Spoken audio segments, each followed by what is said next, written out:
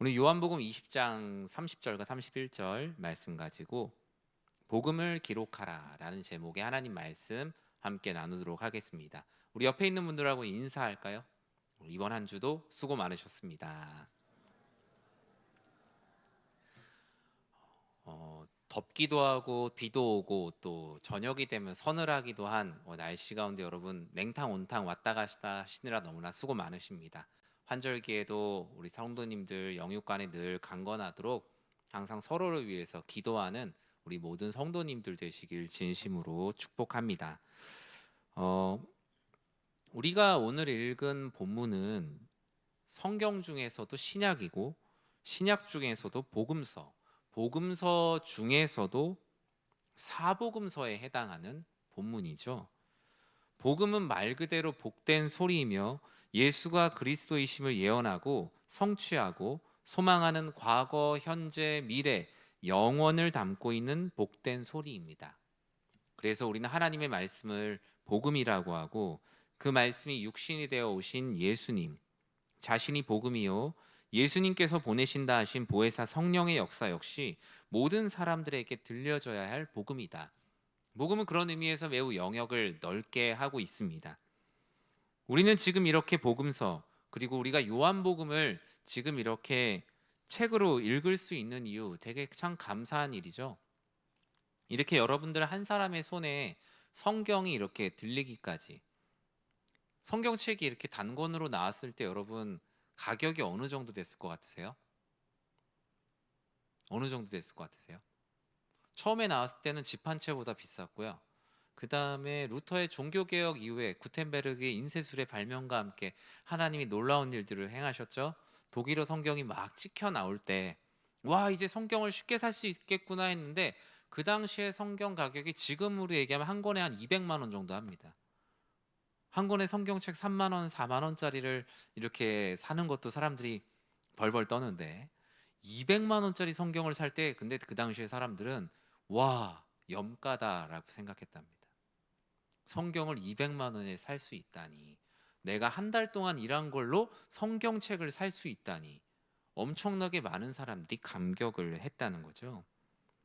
우리가 이렇게 성경 전체를 책으로 읽을 수 있는 것은 초대교회 때 이 복음을 어떻게든 남기려고 했던 많은 이들의 헌신과 하나님의 감동과 역사였습니다.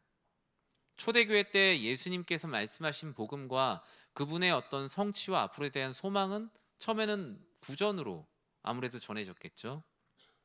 그러나 구전에는 한계가 있잖아요, 여러분.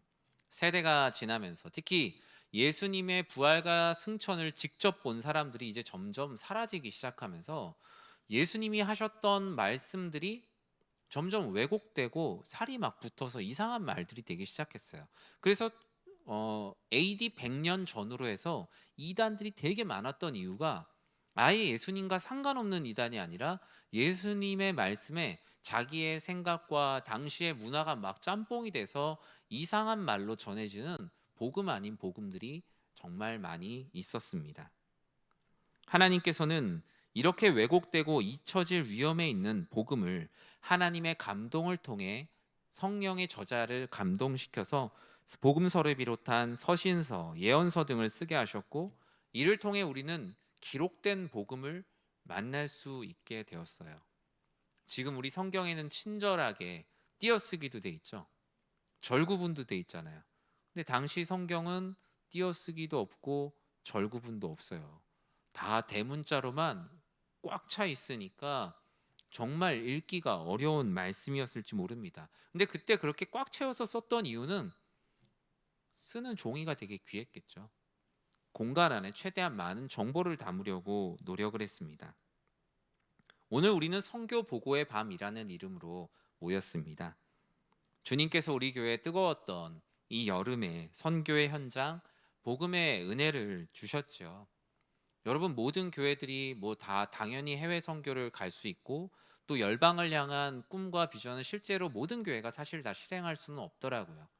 당장 우리가 속한 교회를 섬기기에도 재정적으로 힘든 교회들이 우리나라 10교회면 9교회가 아니라 한 9.5, 9.6개의 교회들, 10교회면 9.5, 9.6개의 교회들은 교회 사역들만 해나가기도 벅찬 시대 가운데 있는데, 하나님께서 올해 우리 여름에 몽골과 또 페낭에 하나님 아버지의 놀라운 사역을 이어가게 하신 것은 우리를 통해 행하시고자 하는 하나님의 특별한 계획이 있기 때문입니다. 훗날 이 시간이 그냥 지나가면 저마다의 주관적인 기록으로 남게 되겠지요. 우리 교회도 얼마나 많이 선교를 다녀오고 거기에 대한 많은 기록들이 있지만, 아마 캐비넷에는 잔뜩 있지만 많은 성도님들이 이렇게 열린 곳에서 볼 수 있는 기록물들이나 사람들이 만져볼 수 있는 무언가는 참 많이 없는 것 같아요. 저는 오늘 이 시간에 우리들만의 추억으로 끝나지 않게 하나님께서 선교를 객관적으로 나누고 보고하고 기도하게 하시는 시간이라고 믿습니다. 하나님께서 행하신 사역을 우리들의 생각에 넣어두고 우리 교회 안에 그냥 구전되는 이야기로 끝내는 것이 아니라, 하나님이 우리를 통해 행하신 놀라운 복음 사역을 기록하고 공유하는 시간이 바로 선교 보고의 이유이죠.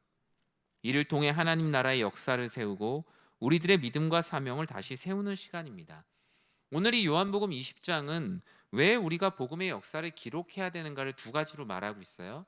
그 첫 번째는 우리의 믿음을 먼저 굳건하게 하기 위함입니다. 요한복음의 저자 요한은 모든 일을 다 기록하지는 못했어요. 마태, 마가, 누가복음, 요거를 공관복음이라고 하죠. 마태복음, 마가복음, 누가복음을 공관복음이라고 하는데, 공관은 말 그대로 같은 것을 본 복음이에요. 공통된 시각과 내용을 가진 복음서예요. 마태, 마가, 누가복음. 요한복음은 여기에다 더해서 우리가 사복음서라고 하죠. 요한복음은 이런 공관복음과는 달리 독자적인 내용과 신학적인 내용을 많이 담고 있어요. 그래서 실제로 겹치는 부분이 약 8%에서 10%밖에 되지 않아요. 왜 이렇게 하나님께서는 요한을 통해 독특한 복음의 역사들을 기록하였는지 그 이유를 20장 31절 상반절에 정확히 말씀하고 계세요. 같이 한번 읽어볼까요? 오직 이것을 기록함은 너희로 예수께서 하나님의 아들 그리스도이심을 믿게 하려 함이요. 아멘. 이것을 기록하시는 것은 예수 그리스도께서 하나님이시며 하나님의 아들임을 믿게 하려 함이라. 우리가 선교를 하는 이유는 바로 거기에 있습니다. 예수 그리스도가 바로 하나님이시며 하나님의 아들이심을 알게 하고 믿게 하기 위함이에요. 가장 먼저는 내가 믿는 것이요, 그 다음에는 믿지 않는 이들을 믿게 하는 것입니다. 그냥 교회가 재정이 어느 정도 차면 해외나 한번 나가볼까? 우리도 어떤 선교의 어떤 크기를 늘려볼까? 무지성으로 하는 게 결코 아니라는 것이죠. 오직 예수 그리스도께서 하나님이시며 하나님의 아들이심을 믿게 하려는 모든 것들이 바로 복음 전파의 사역이다라고 말씀하고 있습니다. 복음의 역사를 기록해야 되는 이유에 대해서 요한은 바로 이렇게 말하였던 것이죠. 우리가 오늘 올려드리는 선교의 보고 역시 복음의 역사입니다. 이 선교 보고를 함은 보고하고 보고를 듣는 모든 이들로 하여금 예수 그리스도가 하나님이시며 하나님의 아들이심을 다시 한번 믿게 하시는 복된 시간임을 믿으시기 바랍니다. 선교 보고는 그런 의미에서 사람을 살리는 사역이에요. 사람 살리게 하신 하나님께 영광 올려드리는 시간이에요. 우린 이 과정을 통해 나누고 보고하고 기도하고 나누는 간증은 우리 모두에게 믿음과 용기를 더하여 주시는 시간입니다. 사랑하는 성도 여러분, 교회 모든 보고, 회의, 기록의 행위가 다 그런 겁니다. 교회에서 어떤 기록을 남기는 건요, 내 얼굴 남기려고 하면 교회는 파행이 되고요, 내 사진 남기려고 하면 그 역사는 기록하지 아니함만 못합니다. 많은 교회들이 역사관을 세우다가 엎어지는 교회들이 있는데요, 왜 그러냐면 내 이름 안 나왔다고, 내 얼굴 안 나왔다고 싸우다가 그냥 없던 일로 하자고 역사관을 접는데요. 그래서 여러분, 역사관이 없는 교회들이 많은 이유들이 그 역사에 내 역사를 자꾸 편입시키려고 하다 보니까 교회 안에 역사관을 짓기를 포기했다라는 거예요. 내가 했을 때 내용들, 내가 열심히 했던 때 내용들이 부각되길 원하죠. 그러나 오늘 본문에서 요한은 성경 안에 있는 모든 것들, 우리가 하나님을 사역하며 모든 것을 기록하는 이유가 뭐예요? 예수께서 하나님이시며 하나님의 아들이심을 많은 사람들로 하여금 믿게 하기 위해서요. 내년이 되면 우리 교회도 80주년이 되죠. 여러 가지 많은 기록을 하게 될 것이고 또 많은 것들을 준비할 거예요. 그 모든 복음의 기록은 특정인을 부각시키는 것이 아니에요. 어떤 특정한 사람들이 했던 사역을 부각시키려고 한다면 그 역사는 기록되지 않는 게 오히려 나아요. 오히려 유익이에요. 요한과 같은 마음. 오직 예수 그리스도가 하나님이시며 하나님의 아들이심을 믿게 하는데 유익이 되는 기록. 그것이 바로 복음서의 핵심인 것입니다.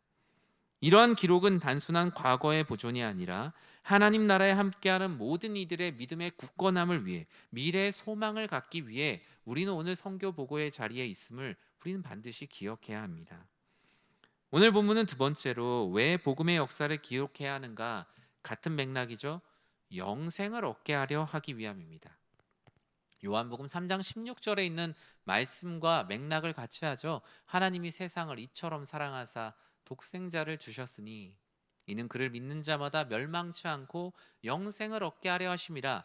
예수님을 이 땅에 보내신 하나님의 마음과 복음의 역사를 기록해야 되는 이유가 동일해요. 우리 20장 31절을 전체로 같이 한번 읽어보겠습니다. 오직 이것을 기록함은 너희로 예수께서 하나님의 아들 그리스도이심을 믿게 하려 함이요 또 너희로 믿고 그 이름을 힘입어 생명을 얻게 하려 함이니라. 아멘. 뭐예요? 하나님의 아들 그리스도이심을 믿게 하려 하며 또 그 이름을 힘입어 생명을 얻게 하려 함이라. 즉 선교 보고는 그냥 우리의 선교의 업적을 자랑하는 것이 아니라 영생을 모르고 살아가는 이들에게 영생을 얻게 하기 위한 발걸음이 바로 선교의 보고입니다. 여러분 쪽복음이란 말 들어보셨어요? 쪽복음? 지금은 편의에 따라 성경 전체를 일부러 분절해서 들고 다니기 쉽게 일부러 나눠놨죠. 근데 한국에 처음에 성경이 들어올 때 어땠습니까? 저렇게 단권으로 번역이 많이 됐어요. 로마인셔, 요한 묵시 뭐 이런 식으로 마태복음, 누가복음, 마가복음도 이렇게 단권으로 많이 가지고 다녔습니다. 각 권으로 번역되어 사람들에게 삽시간에 빠르게 퍼져나가기 시작했죠. 예수님께서 부활 승천하신 후의 복음서의 형성도 그래요. 과정은 다르지만 목적이 같아요. 복음의 역사를 기록한 이유는 뭐예요? 오직 우리들의 업적을 남기고자 함이 아니라 더 많은 사람들에게 영생을 얻게 하려 하기 위해서, 기록물로 남겨서 더 많은 생명이 영생을 얻게 하기 위해서 기록을 했다라는 것이죠. 오늘의 선교보고 역시 신앙적으로 무언가 아직 갈등하고 있는 성도들, 아니면 내 안에 선교적 비전과 동력을 잃어버린 성도님들, 아니면 내가 하나님의 선교에 어떻게 동참할까 길을 찾지 못하는 이들에게 이 선교의 보고를 통하여서 영생을 전해야겠다라는 사명을 불러일으키는 것, 그것이 바로 선교 보고의 취지입니다. 오늘의 선교 보고는 단순한 활동 보고가 아닙니다. 이전의 활동과 비교하려고 하는 것도 아닙니다. 믿음이 연약한 자들에게 믿음을 주며 영생의 참된 의미를 다시 깨닫는 것이죠. 다른 이들에게 생명을 전하는 복음 전파의 시작입니다. 기록된 복음은 언제나 과거의 사건 속에 묻혀있는 이야기로 끝나는 것이 아니라 현재와 미래와 생명을 살리는 통로라는 것을 우리는 기억해야 합니다. 말씀을 맺습니다. 오늘 우리는 하나님께서 우리 교회를 통해 올 여름, 어쩌면 아니 이전부터, 훨씬 이전부터 써내려고 가고 계시는 우리 교회를 통한 복음서, 복음의 역사를 우리들은 서로 듣고 함께 나누는 시간을 가질 것입니다. 하나님께서 우리를 통해 행하신 일들을 보고하고 나누고 기록하는 모든 시간, 저는 우리 사랑하는 성도님들이 하나님께 쓰임받는 마테오, 마가요, 누가, 요한과 같은 분들로 쓰임받기를 전 진심으로 기도합니다. 하나님의 말씀이 이전의 시대에는 이렇게 하나의 글자로 기록되어져 가고 있다면 하나님도 하나님 나라 안에서 마치 유튜브 영상으로 남는 것처럼 우리들의 삶의 모든 것들이 우리의 이름과 같은 복음서로 기록되고 있지 않을까요? 하나님의 영광을 위한 복음서와 같이 여러분들의 삶에 복음의 역사가 기록되는 모두가 되시길 주님의 이름으로 간절히 축원합니다.